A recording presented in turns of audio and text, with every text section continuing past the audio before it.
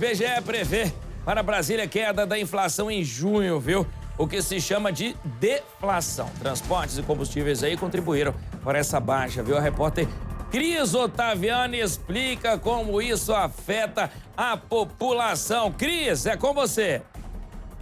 Olha aí, Fred, não é comum a gente falar em deflação, mas de repente a gente tem ela aí à nossa frente. É uma queda dos preços generalizadamente e a gente teve essa medida aí feita pelo IBGE na segunda quinzena do mês passado até a primeira quinzena desse mês de junho, em uma cesta de produtos que afeta principalmente famílias que recebem entre 1 e 40 salários mínimos. E o que se observou? Observou-se aqui dentro do Distrito Federal uma queda generalizada de preços que ficou aí num patamar no índice de menos 0,28%, o que é maior do que a deflação que foi calculada nacionalmente, que ficou em menos 0,04%. Significa dizer que, ao invés agora da gente estar tendo uma escalada para cima dos preços, a gente está vendo um comportamento dos preços irem para baixo. E isso, normalmente, em economia pode acontecer por duas razões. A primeira é porque a gente aumentou a produtividade,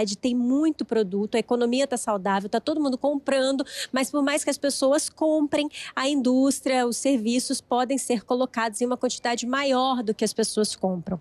Um segundo caminho, e esse é o que está acontecendo dentro do Distrito Federal, é porque as pessoas não estão comprando no volume em que as indústrias e os serviços estão sendo colocados nas prateleiras, porque elas não estão tendo incentivos para o consumo. E eu digo que é esse o caminho que a gente está, porque a gente ainda está operando com uma taxa de juros alta. Isso é proposital, exatamente para fazer um controle da inflação que vinha muito alta, em um comportamento que não tem acontecido só no Brasil, mas no mundo inteiro. Então, dentro do país, as decisões de política monetária foram exatamente de aumentar a taxa de juros para que a gente chegasse nesse momento e para que a gente agora possa começar a inverter essa curva de juros. Significa dizer que começar a baixar a taxa de juros para que as pessoas possam voltar a ter empregos à medida que a indústria possa ter crédito para investir na produção. E aí sim a gente entra no caminho da produtividade, ou pelo menos essa é a trilha ideal, e é essa que a gente espera que a economia avance agora, viu, Fred?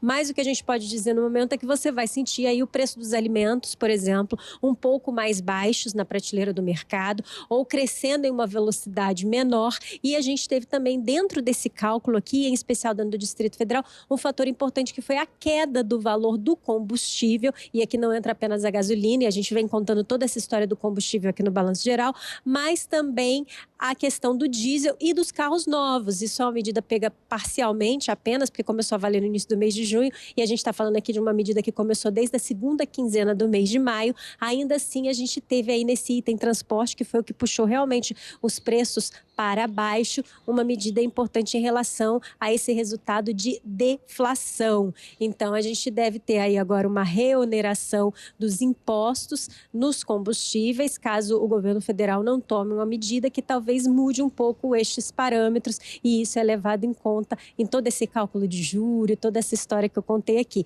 Mas é sempre interessante a gente observar o comportamento dos preços, Fred.